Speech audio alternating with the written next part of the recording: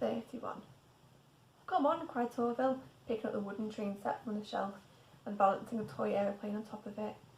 We're going to make sure every child in this town has a fabulous Christmas. Quick, pass me that doll's house. Torville, said Gerda, are you sure you feel quite well? Yes, said Torville, I've never been better.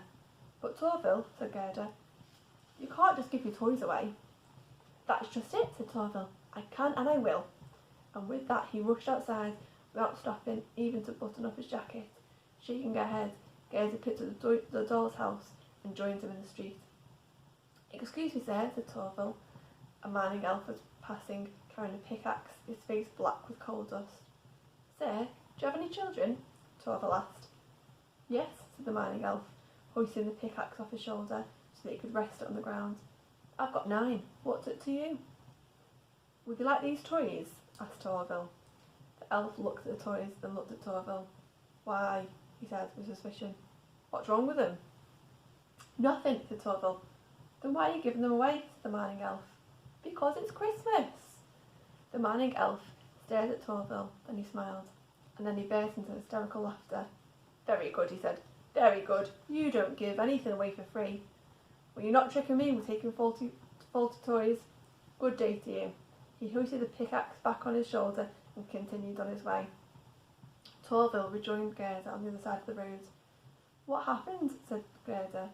He wouldn't take them, said Torville. I think he thought it was some kind of trick. People don't trust me.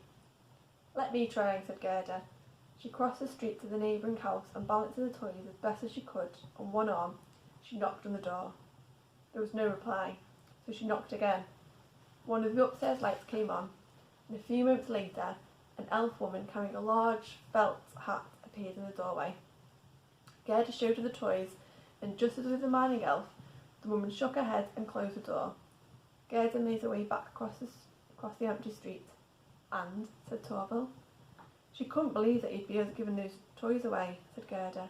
This is terrible, said Torville. We have to give the children their toys. If only we could get inside somehow and just leave them to be found, said Gerda. Oh, if only, exclaimed Torville. But all their doors are locked, and the only way down is down the... He stopped abruptly and looked at Gerda. Chimney? She asked. But how would I fit the toys in? Gerda smiled. Oh, I don't know, she said. What about your magic delivery sack? Bit by bit, a broad smile began to spread across Torville's face. We couldn't, he said. Could we?